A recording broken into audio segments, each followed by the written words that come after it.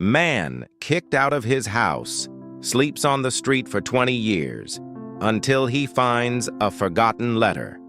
Chapter 1. The day the door closed. The last thing I remember about my old life was the sound of the door slamming behind me, not the door to my room, not the door to a stranger's house, but our door. The front door to the place I called home for 42 years. I stood there, just a few feet from the welcome mat that used to mean something, holding a plastic grocery bag with 3 t-shirts, an old Bible, and my father's voice still echoing in my ears. You want to act like you're not part of this family? Fine. Get out. And don't come back.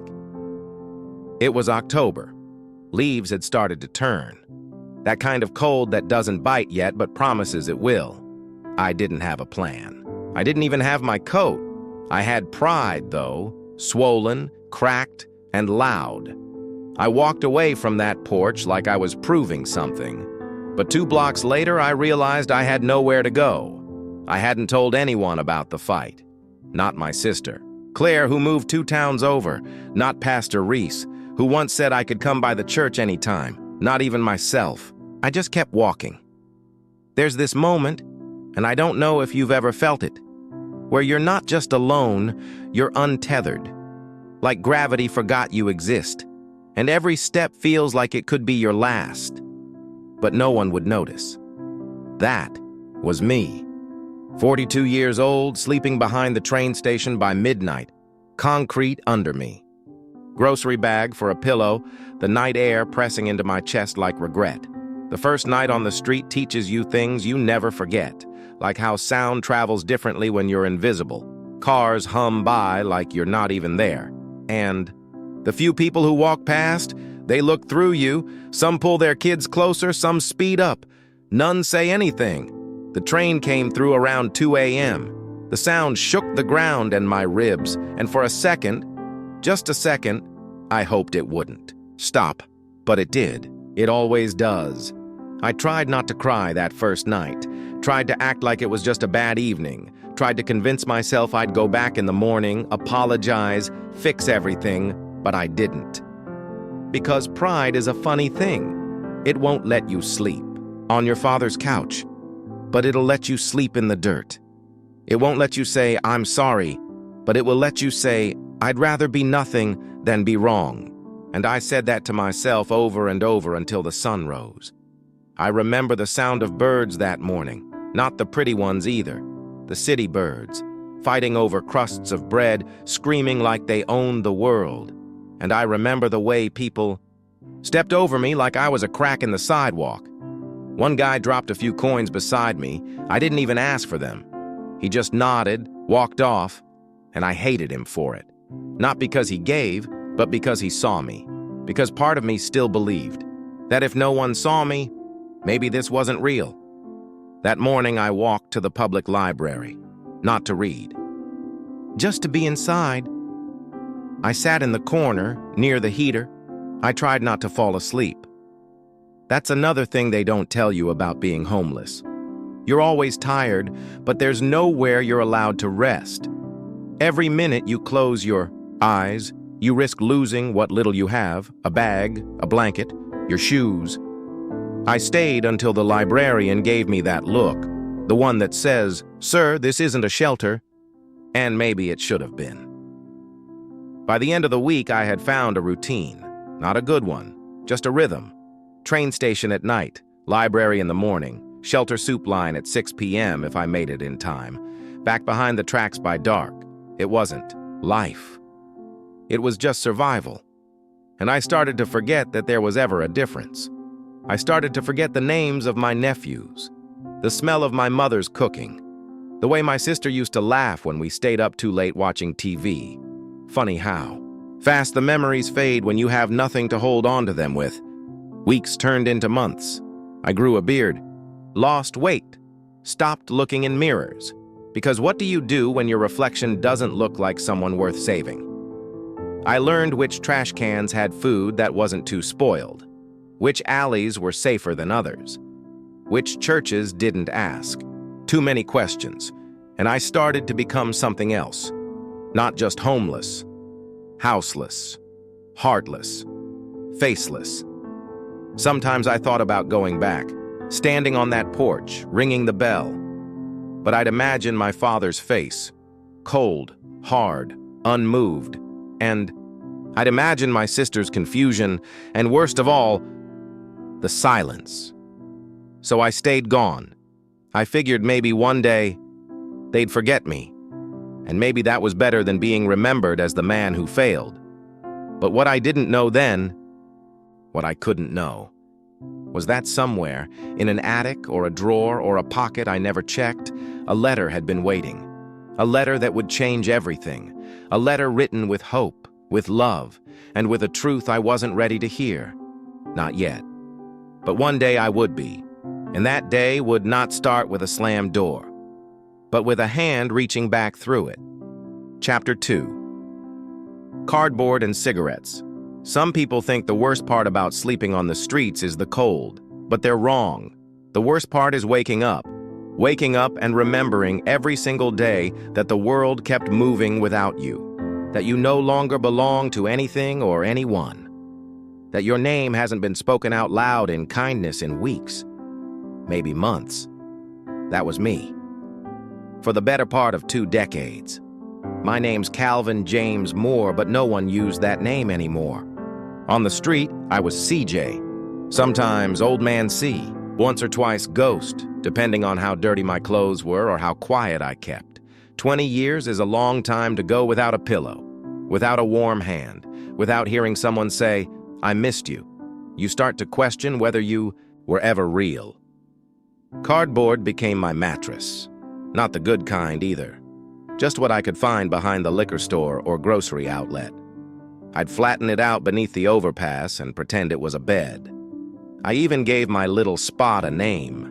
Sweet 107. People would laugh, but naming things kept me sane. If you name the place you sleep, it becomes yours, even for a night. Even if it smells like oil and lost dreams, I wasn't always alone. There was Ricky, a Vietnam vet who'd lost his leg and his mind somewhere between 73 and 88. He used to recite poetry like he was on stage, Shakespeare mixed with old church, hymns. And Yolanda, who claimed she used to be a nurse before her son died and the pills took over. She had this laugh. God, that laugh could break through any sadness. Until one winter, she just didn't show up. People don't say goodbye when they vanish out here. They just don't come back. We had a fire barrel down by the rail tracks. It was illegal, sure, but nobody bothered us much. We'd huddle around it like it was sacred. Pieces of lives burned inside, old receipts, broken wallets, love letters no one would claim. And the smell of burnt hope clung to everything. That barrel was our church, and the sermons were told in cigarette smoke and stories half true, half forgotten. One night, Ricky leaned close and asked me something I never forgot. "CJ, when was the last time somebody touched your face just to say they loved you?" I couldn't answer. Not because I didn't want to, but because I didn't remember. There's a numbness that sets in when you go too long without love, like frostbite of the soul. It starts with forgetting birthdays, then forgetting your own face, then forgetting why it ever mattered in the first place. I found a rhythm again, not a life. A rhythm. Mornings were spent scavenging, afternoons in the library or under the bus terminal if it rained. Evenings were spent at Suite 107, sometimes alone, sometimes not.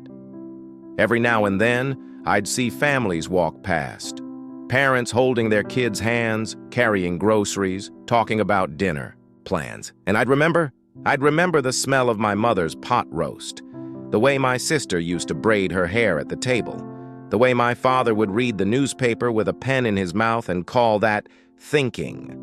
I'd remember, and then I'd try to forget again. Around year 7, I stopped counting the holidays. Birthdays blurred. Seasons came and went like weather on a windshield. I'd say, "Was it Thanksgiving already?" And Ricky would say, "Man, Thanksgiving left us long ago." But sometimes the soup kitchens gave out slices of pie. And for a moment, a sweet moment, we were human again. One evening, I saw someone leave a box of clothes near the church steps. Inside was a red flannel shirt, my size, clean, soft, like it had just come out of a dryer with those little lavender sheets. I wore it for 3 weeks straight. It made me feel like someone's son again, like maybe, just maybe, someone out there hadn't forgotten us. Small things become sacred when you have nothing. A pair of socks without holes, a blanket that doesn't smell like mildew, a sandwich where the bread isn't soggy. Miracles. Some nights I still prayed, not for salvation. That ship had sailed, but for someone to remember I existed. Just one person. To say, I knew a man named Calvin. He had a story. He mattered. Because when you've been discarded, what you want most isn't food or shelter. It's witness. Someone to say, you were here. I saw you. You meant something. It wasn't always bad. There were days when the sun felt warm, when Ricky told stories that made me laugh until my ribs hurt, when a child dropped $1 in my cup and smiled like she wasn't afraid. But those moments were rare, like shooting stars, gone before you could make a wish.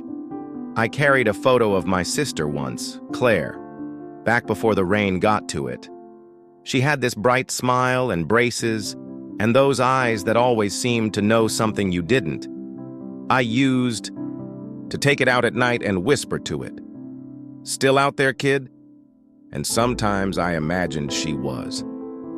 By year 13, I stopped talking much. The streets do that to you. The less you say, the less you lose.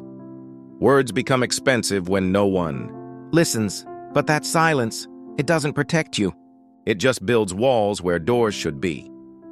Then came the 17th winter, and something shifted. Ricky was gone. The library closed for renovations. The fire barrel was taken away. Everything that anchored me was disappearing, and I started to believe that maybe I would vanish too. Not in a dramatic way, just fade out like an old photograph. Until that day, I found the letter, or rather, the letter found me. It was in a donated book, a tattered King James Bible I picked up from the free box outside the shelter. I hadn't held a Bible in years, but I opened it out of habit, and there it was, tucked between Psalms and Proverbs, a yellowed envelope, no name, just written in faded blue ink. If you find this, it was always meant for you. I stared at it for hours, afraid to open it, afraid not to, because somehow, deep down, I knew. This wasn't just paper. It was a door, and I'd been standing outside long enough. Chapter 3. The letter with no stamp it was a Tuesday. I remember because the shelter served spaghetti on Tuesdays. Too soft, overcooked, but hot and heavy, the kind that sat in your stomach like memory. I hadn't eaten yet. I was still sitting on the curb behind the church, staring at the letter I'd found in that Bible. Fingers trembling, eyes dry but burning, like my body wasn't sure whether to hope or protect itself. No stamp. No address. Just the words. If you find this, it was always meant for you. Like a whisper from a world I'd forgotten existed. I'd seen plenty of strange things left in books, old bookmarks, receipts. One time, a bus ticket from 1986 with "Don't Go" written in pencil on the back. But this was different. This felt like someone had reached across time, across pain, across my life, and left a key. I opened it, slowly, as if the paper itself could shatter. The handwriting was delicate, curved and soft, like it had been written by candlelight. Dear, you. I don't know your name. I don't know your face, but I know your ache. You are not invisible. You are not waste. You are not done. I paused. My breath caught like it had hit something heavy inside me. I read on. Maybe you lost everything. Maybe someone took it. Maybe you messed up so bad the world stopped, looking you in the eye. I've been there too. I lived in silence. I hid behind shame. I thought it was over. I looked up. A kid walked past with headphones on, mouthing lyrics to a song I couldn't hear. I went back to the letter. But let me tell you something no one told me when I needed it most.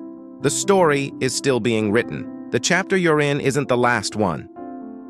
Tears threatened, not the loud, dramatic kind, the quiet kind, the kind that slip out because something soft finally got through the cracks. I turned the page over. Someone loves you, maybe not near, maybe not loud, but someone, somewhere, still whispers your name in a prayer. My hand touched my chest without thinking. I hadn't prayed in years, not since Claire stopped writing back, not since the streets taught me prayers don't keep you warm. There was no signature, no date, no clue, just a final line. This world breaks, but it also builds. If you're reading this, it's time. Go find the pieces. I folded the letter slowly, with more care than I'd given anything in years. Then, I did something strange. I stood up.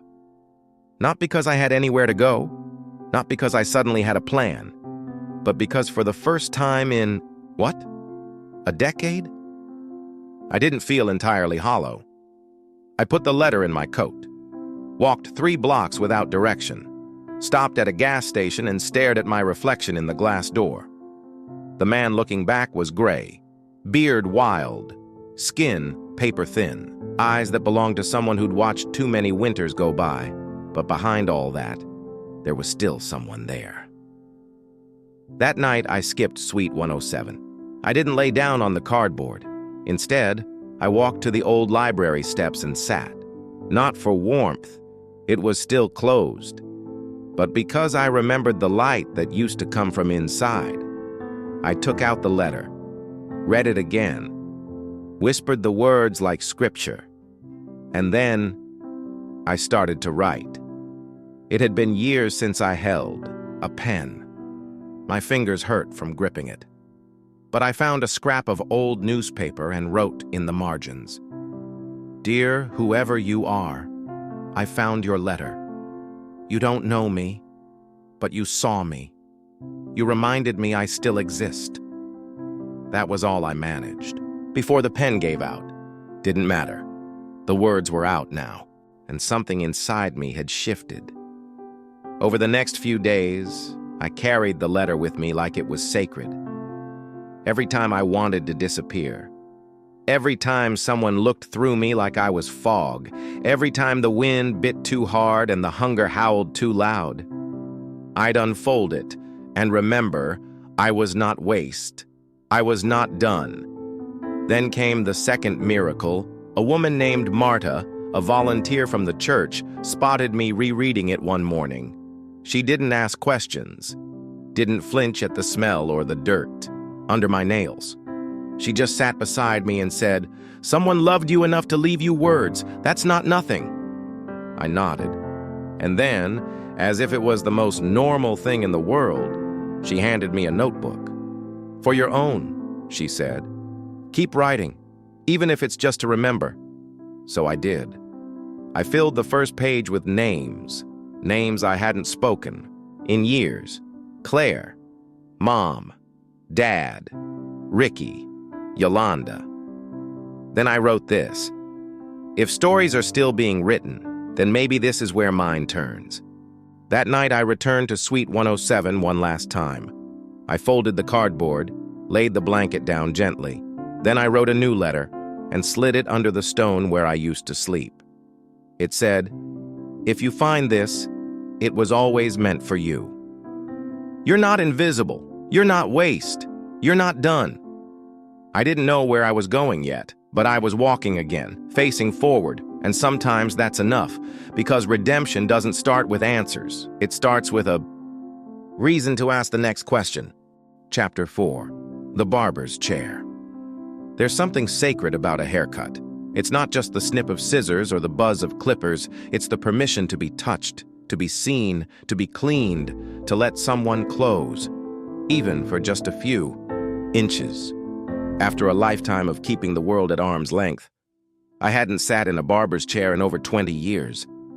But that morning, something changed. Marta showed up again. She brought me a cup of coffee, hot, sweet, real, and a small folded card. "Go here," she said. "Tell them Marta sent you." It was a barber shop 2 blocks from the shelter, Sam's Fade House. "Sam?" I asked. "Tell him it's time," she said. Then she winked, turned, and walked away. I stood outside Sam's shop for a long time. The windows were fogged with steam from the backroom kettle. Inside, I saw men laughing, music low, clippers humming like bees. I was afraid, not of getting cut, but of being looked at, of being noticed. After so many years of invisibility, attention felt like fire. Still, I walked in. The doorbell chimed. A dozen eyes turned to me. Silence. Then one man said, "Yo." Another nodded. And then, from the back, a voice like gravel and honey called out, "You Calvin?" I froze. How the hell did he know? He stepped forward, tall, broad, bald, his apron dusted with gray hairs and his smile impossibly soft. "Yeah," I said, my voice like broken glass. "Then come on, brother. Chair's warm." I sat down, my body stiff as a corpse, hands gripping the armrests like I might fall through the floor. Sam didn't speak right away. He just draped the cape over me, snapped it gently around my neck. Then he said, "You got ghosts in your hair. Time to let 'em go." The first touch of his hand to my head made my chest clench. I don't know why. Maybe it was the first human contact I'd had that wasn't out of pity or charity. He turned on the clippers, and with each pass, something fell away. Years. Shame. Names I didn't speak anymore. He didn't ask questions, didn't press, just worked. Once in a while, he'd hum something, old soul music. I recognized a verse from Otis Redding. "These arms of mine, they are lonely," and I swear I almost wept. After 20 minutes, he leaned back, tilted the chair, and cleaned the edges of my beard. Then, just before finishing, he held up a mirror. "Take a look." I did, and I saw someone I used to know. Eyes still tired, yeah, but clearer. A man behind them, not just a shell. I blinked. "Damn," I muttered. Sam laughed. "That's the good kind of damn." When I stood up, I reached for my pocket out of instinct, of course. Nothing but lint. Sam stopped me. He held out his hand. Not to take, but to shake. "Paid in full," he said. I stared. He added, "Marta paid for the first cut. The rest, you earn by showing up." I left the shop lighter. Not just on my head, but in my chest. People on the sidewalk looked at me differently that day. Not with pity, not with fear. Some nodded. Some smiled. It was like the world had remembered I existed. Or maybe I had. That evening, I opened my notebook again, wrote this. It's strange. The world didn't change. The streets still cracked. The cold still bites. But today, I didn't flinch when someone looked me in the eye. Over the next week, I kept visiting the shop. Sometimes just to sit, sometimes to sweep the floor. Sam said, "Sweeping is therapy, man. You move the mess, make space." I liked that. He even let me wash a few heads. Taught me how to mix the oils, how to hold the razor steady. There was music, there was laughter, there was routine. And when you've lived in chaos long enough, routine feels like heaven. One night, Sam stayed late with me. The others had gone. I asked him why he let me in. He said, "I used to be on that bench outside." "Different city, same story. Somebody gave me a second chair. I'm just passing it on." Then he added, "You ain't broken, Calvin. You're in restoration. Takes time." but it's worth it. Later that night, I walked past Suite 107 again. The stone where I'd hidden my letter was still there. I smiled. Someone else had laid down a blanket. Good. That spot wasn't mine anymore. It belonged to the next person still waiting for their story to begin. Chapter 5. Claire's address. You don't realize how heavy regret is until you try to walk with it. It sticks to your bones, settles behind your ribs, and whispers at night when the streetlights flicker and the cold finds your toes. For 20 years, I'd walked with that weight. The weight of a daughter I left behind, of a family torn apart by the choices I made, and the man I had become. But one scrap of paper changed everything. It happened on a Tuesday. The shelter was cleaning out its storage. Old files, forgotten. Boxes, yellowed folders from the early 2000s. A volunteer named Derek handed me a stack to sort through. "Just toss whatever's moldy," he said. I sat in the corner and started flipping. Invoices, clinic referrals, court letters. Then I saw it, a beige envelope, worn but sealed. My name, written in purple ink, in the handwriting I couldn't forget, not in 100 years. Claire. My hands trembled. I felt the room fall silent, though the noise never stopped. Opened it slowly. Inside was a card. On the front, a drawing of a sunflower. Inside, 5 words. "If you ever come back," and under it, an address.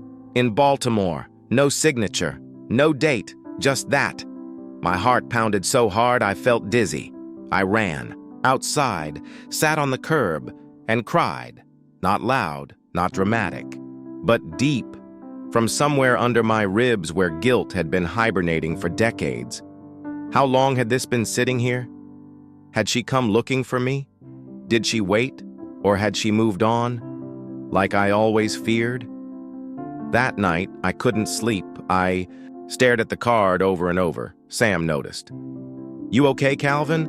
I handed him the envelope. He read it slowly. Didn't say a word for a long time. Then he said, "You gonna go?" I shook my head. "I can't show up like this. She probably hates me." He leaned forward. "Calvin, listen. Hate is what people feel when they think you're never coming back. But sometimes, when you do, that hate breaks." The next morning, I asked Marta for help. She smiled like she'd been waiting. "I'll get you there," she said. We packed a small bag, a new pair of jeans from the church donation bin, a clean shirt, and a small picture I'd kept for years, the only photo I had of Claire, age 5, in overalls, holding a plastic dinosaur. It had been creased 1,000 times from folding and unfolding. The bus to Baltimore was long and quiet. I stared out the window. Trees blurred past, cities I'd once slept under, memories I wanted to leave behind, but the weight didn't lift. I arrived at sunset. Baltimore's skyline looked older, like it had lived through things, like I had. The address was on a street called Ashbury Lane. I walked, slowly. My legs felt like iron. Every step was a prayer. And then, I found it. A 2-story brick building. Simple. Flowers in the window. Wind chimes on the porch. I froze at the gate. What if she wasn't home? What if she was... and slammed the door in my face. What if she didn't remember me at all? My hand went to the letter. I held it like armor. And then, the door opened. Woman stepped out, mid-30s, curly hair pulled back, eyes like mine, but sharper. She didn't speak, just stared. I opened my mouth. No words came. I reached into my pocket, pulled out the photo, held it up. Her eyes softened, barely. She stepped forward, took the picture from my hand, looked at it, then looked at me. "You still have this?" she asked. My voice cracked. I never stopped looking at it. She nodded, swallowed hard. then said, "I waited 10 years. I hated you for 15. And now, I don't even know what I feel." Said nothing. I didn't deserve anything more. But she stepped back, opened the door wider. "I made coffee. You can come in, if you want." I stepped through the threshold, and for the first time in 20 years, I felt warm. She led me to the kitchen. The walls were covered in paintings, bright, messy, childlike. "You have kids?" I asked gently. "One," she said. "Boy, 8, at his friend's tonight." She poured coffee. I held the mug with both hands, as if it might slip away. We talked for 2 hours, not about everything, not yet, but enough. She told me about the years in foster care, about the family that almost adopted her, then backed out, about her first job, her scholarship, the night she walked by a shelter and thought she saw me asleep outside, but didn't go back to check. She carried scars. I had no right to ask for healing, but she offered something anyway, a seat at the table. As I left that night, she handed me something, an envelope. Inside, a photo, me and her, taken that evening in her living room. We were both half smiling, awkward, fragile, but there. On the back, she wrote, "The first page of a new chapter." I walked to the bus station under a sky full of stars. The streets of Baltimore didn't feel cold, and for the first time in decades, I didn't feel homeless. Chapter 6. The Bench in the Park. Some days, the air feels different, not because the wind changes, but because you do. And on a Thursday morning in early spring, something inside me had shifted. It had been 3 weeks since I saw Claire. We were moving slow, one coffee at a time, one sentence at a time. And that was okay. Some wounds don't bleed anymore, but they still ache in the rain. I'd rented a tiny room above a corner laundromat. Clean bed, thin walls, a window that looked over the street where buses hissed. And people hurried past with purpose. I hadn't had an address in 20 years, and somehow that key in my pocket felt heavier than all the change I'd ever begged for. I started walking every day. Same path, past the bakery that opened at dawn, past the rusted fence with ivy climbing like hope, and finally, to the park. It wasn't big. Just a stretch of grass, a few trees, and a bench under an old elm that leaned like it had seen too much. I liked that bench. It didn't ask who you used to be. I'd sit there, coffee in hand, watching the world.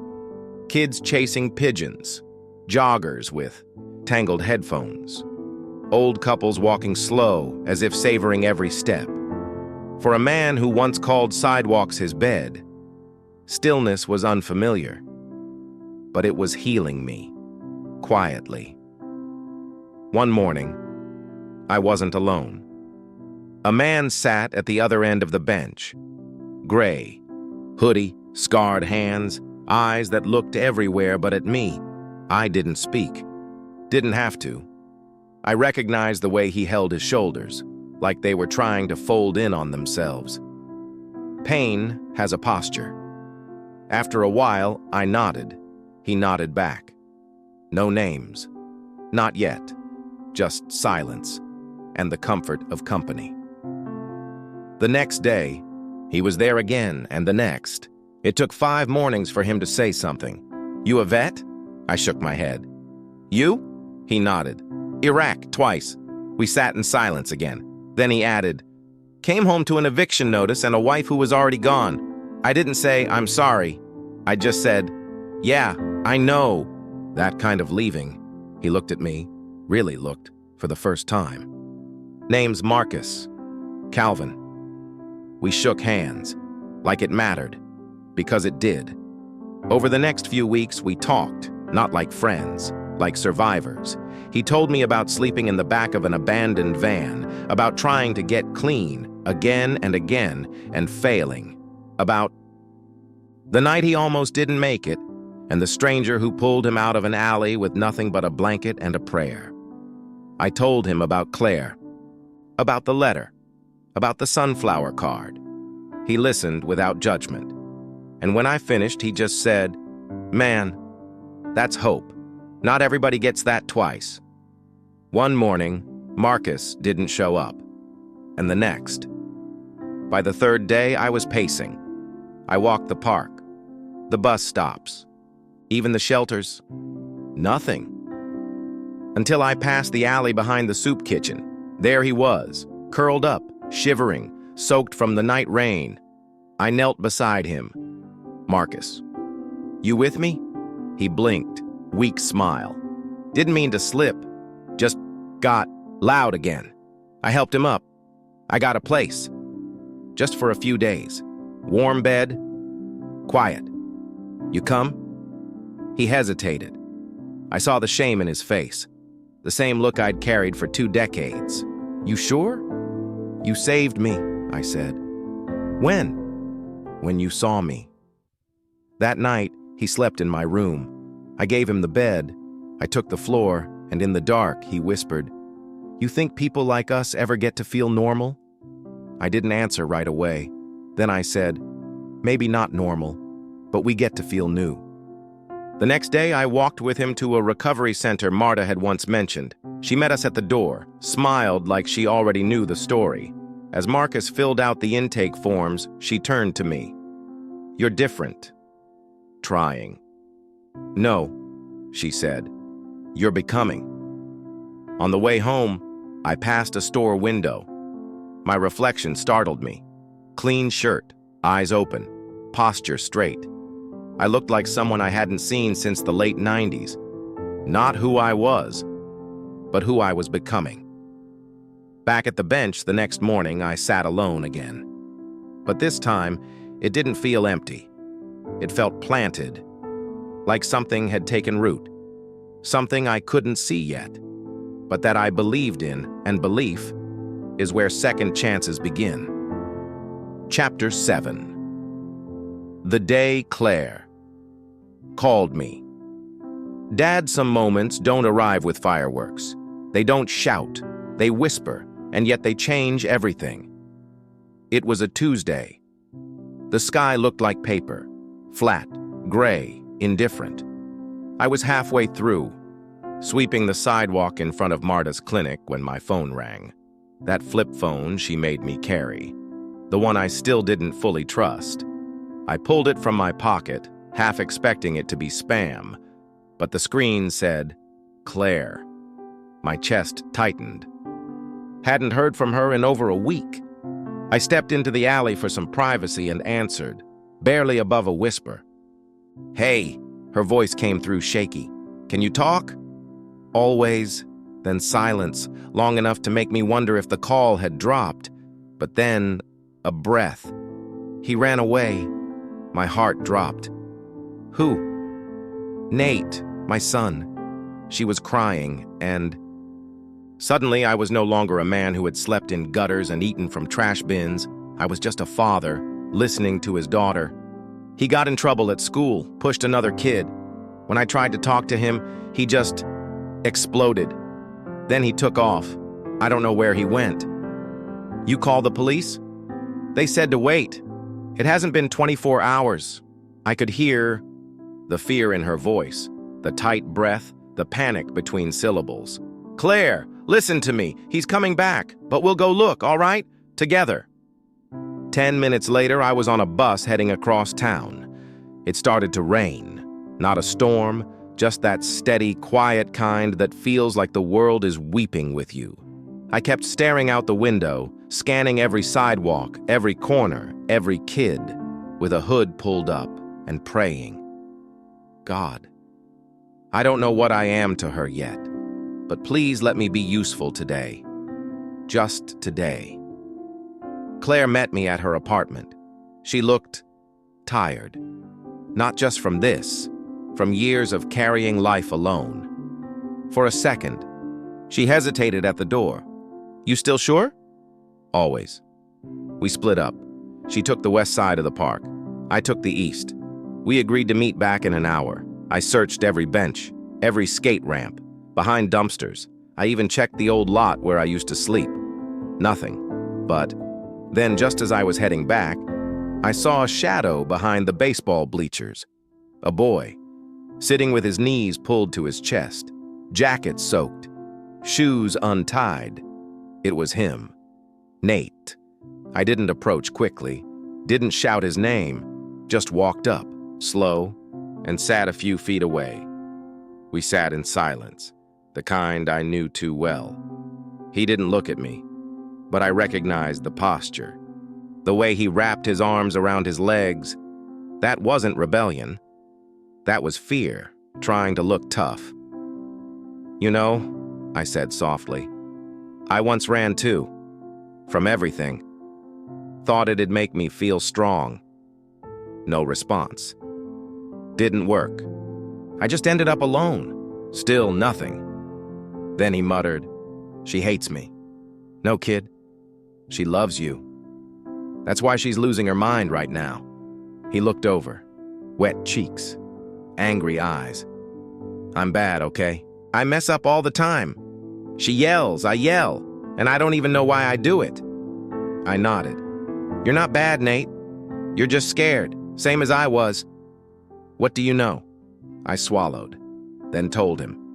Told him about the drinking, the fights, the night I got thrown out, how I slept in a doorway while Claire grew up without a father. He stared at me wide-eyed. "You were homeless?" "For a long time." "Why?" "Because I believed I didn't deserve a second chance." "And now?" "Now, I'm learning that sometimes people forgive you even when you don't forgive yourself." He didn't speak again, just stood up slowly and said, "Can you take me to my mom?" I nodded, and we walked, not fast, but side by side. When Claire saw us coming, she ran, dropped to her knees, hugged him like she was afraid he'd vanish. He didn't pull away. He cried into her shoulder. Then she looked at me, eyes red, hands trembling, voice small. "Thank you, Dad." I didn't cry right away. I just stood there, still, stunned. That word, 3 letters, struck deeper than a knife. "Say it again." "Dad." I closed my eyes, and I finally wept. Not the kind of weeping that comes from grief, but the kind that comes when someone builds a door in the wall you've been leaning on for decades. That night, I didn't sleep. I watched the ceiling, felt the ache in my chest. Not pain, just the stretch of a heart learning to beat fully again. Some moments don't arrive with fireworks. They arrive like a whisper, and still, they split the sky. Chapter 8. The Library Card. They say memories live in the mind, but sometimes they live in paper, folded, faded, forgotten, until someone opens the past. Claire was cleaning out a drawer. Nate had gone to school. I had shown up early to fix her. Kitchen sink, a slow drip driving her mad. She was kneeling by the old buffet cabinet when she pulled out a cracked envelope, paused, then handed it to me. "I think this is yours." I didn't recognize the handwriting, but when I opened it, my breath caught. Inside was a library card, tattered, yellowing, and on the back, a childish scrawl. "This is for Daddy, so he can read with me every Tuesday. Love, Claire, age 6. I don't remember crying when I lived on the street. You harden, tears dry before they fall. But this broke me open again. "Where'd you find it?" "I saved it. You were supposed to come the next week. You never did." She didn't say it with bitterness. Just fact, when suddenly I remembered that day, I was going to show up. I had been sober a whole 5 days, had scraped up enough for a bus ticket, even bought a clean shirt at the thrift store. But that morning, the bottle won. Again. I sat behind the liquor store and watched the sun rise with poison in my blood, while somewhere else, a little girl waited with a book in her lap. "I'm sorry," I whispered. She didn't say anything, just placed the card on the kitchen table and walked out to take a call. I stared at that card for a long time, and something inside me, something still soft, said, maybe it's not too late. The next Tuesday, I went to the library, alone.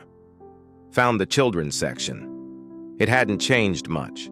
Colorful rugs, tiny chairs, whispers of joy in every corner.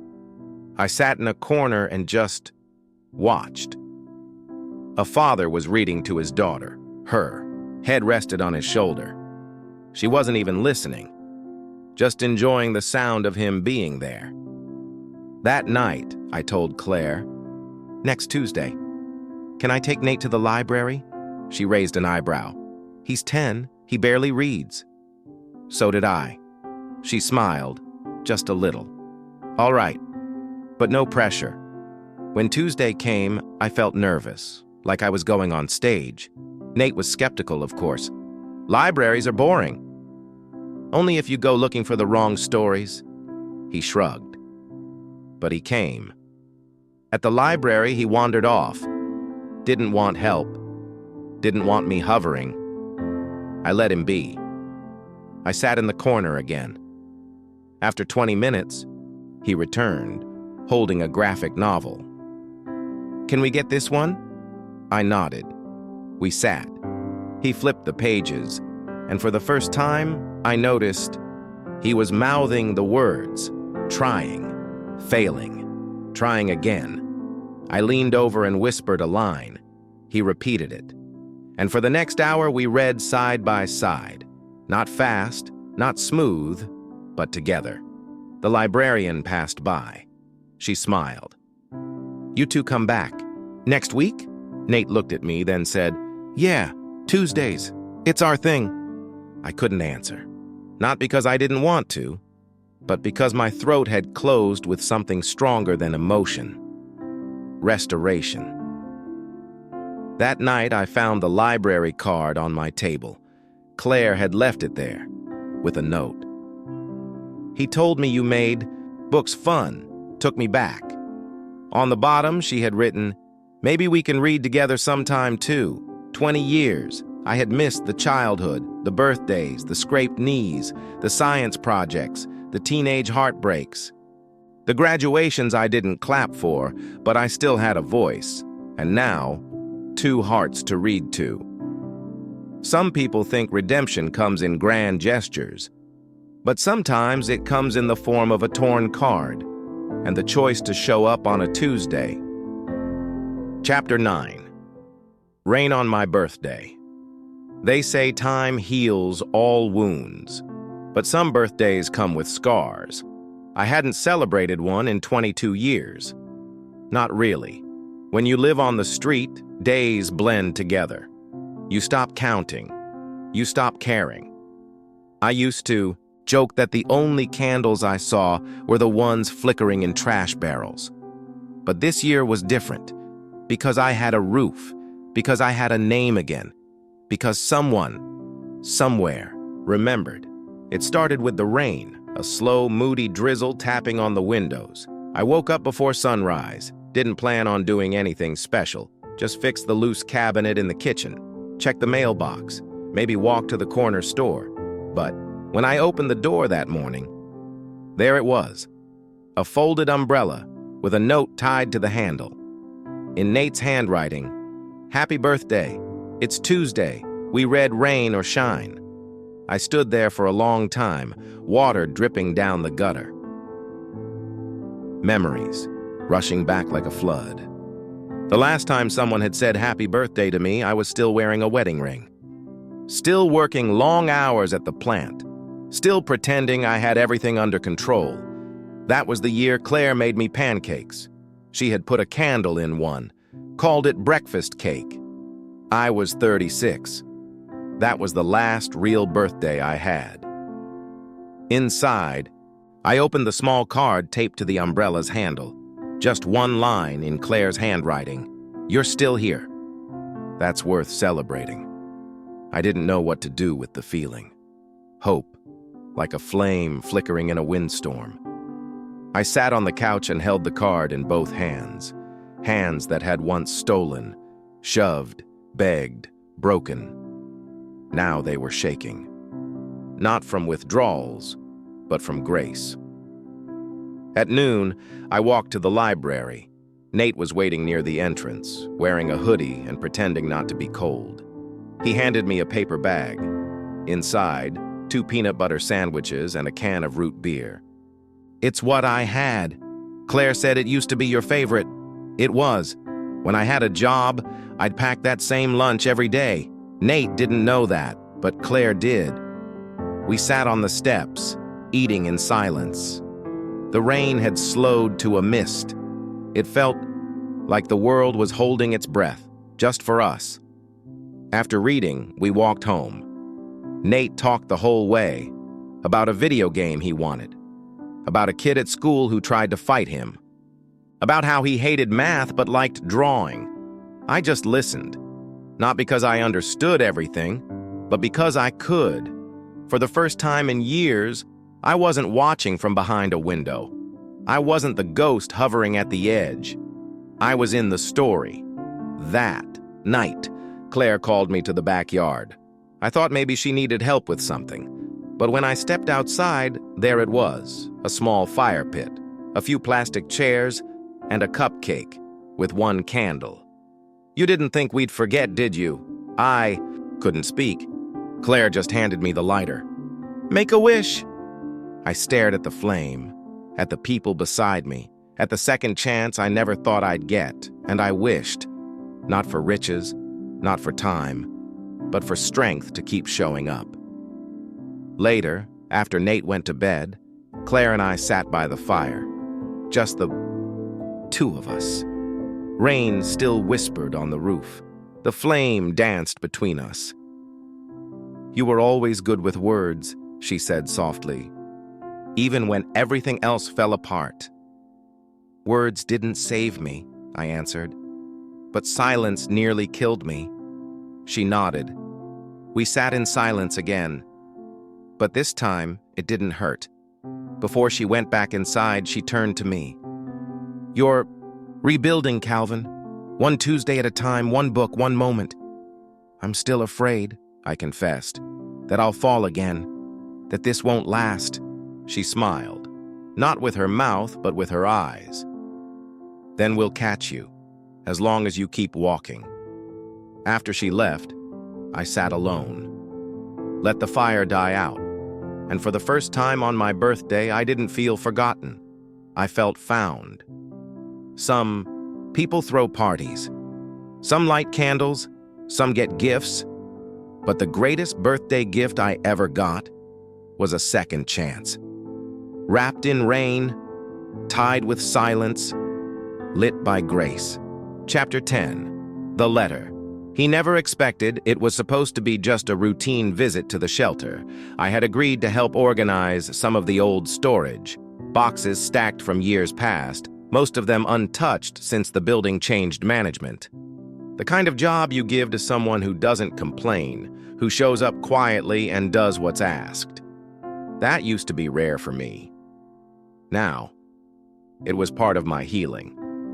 So I put on a pair of gloves, dusted off the lids, and started sorting through. Forgotten lives, old clothes, canned food past expiration, a pair of children's sneakers, and then, near the bottom of a torn cardboard box, a yellowed envelope, unopened, addressed in ink, faded but legible, to me. Calvin R. Tucker, Shelter Mail, hold if found. The postmark? August 2007. I froze. That was the year after I was thrown out. The year I drifted too far to remember my name some days. The year I started sleeping behind the train station and stopped checking the mailbox altogether. I sat down on the floor, suddenly short of breath. My hands shook as I held the letter. A nurse walking by asked if I was okay. I nodded. Barely. This letter had waited 18 years. I wasn't sure I was ready for what was inside. Back at the house, I placed the envelope on the table, stared at it. like it was some ancient artifact, the last remnant of a life I had buried. Nate saw it and asked what it was. I told him it was from someone I used to know. He seemed to understand I needed time. He gave me a fist bump, said, "You got this," and went upstairs. Even now, I marvel at that boy's kindness. Finally, I opened it, and inside, in Claire's handwriting, was a letter. I was never meant to find so late. Dear Calvin, if this ever reaches you, I don't know where you'll be.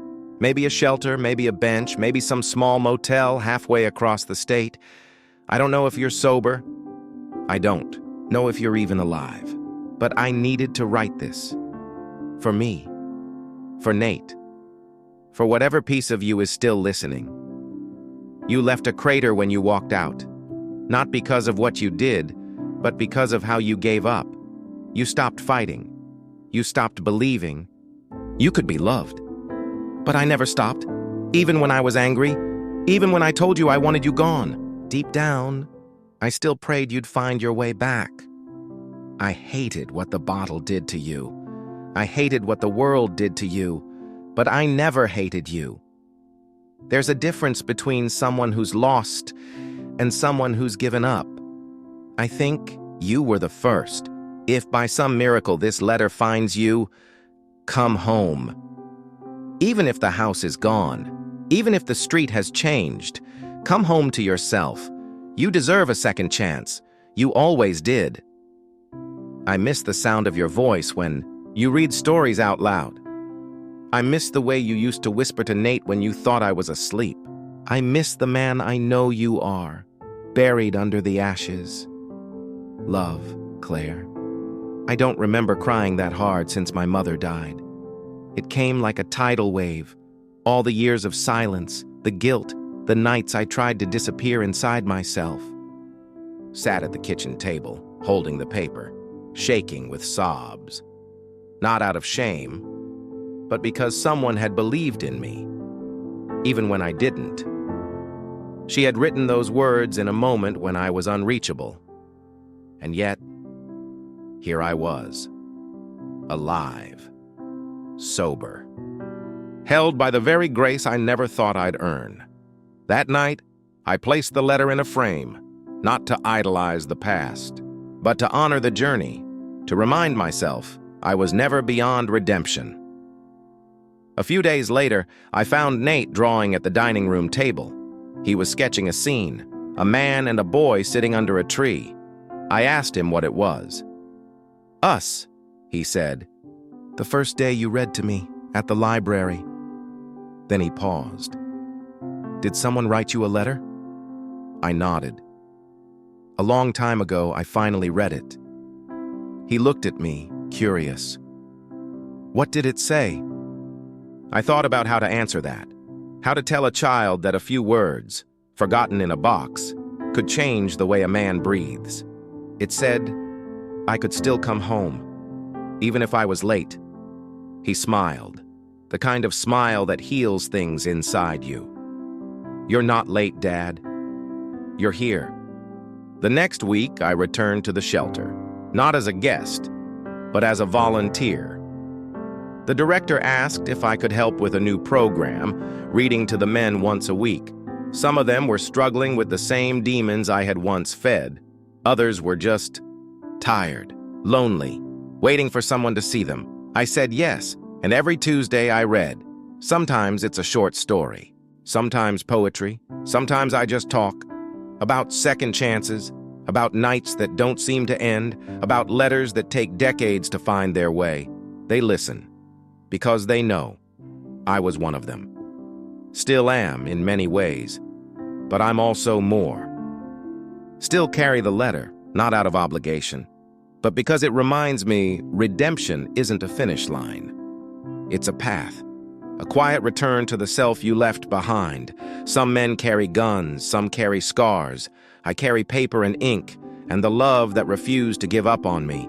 If you're out there, on a bench, under a bridge, holding on by a thread, this story is for you.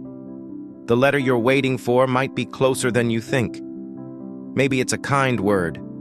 Maybe it's a hand reaching out. Maybe it's this very moment. You are not too far gone. You are not too late. You are still here. And that, my friend, is worth celebrating.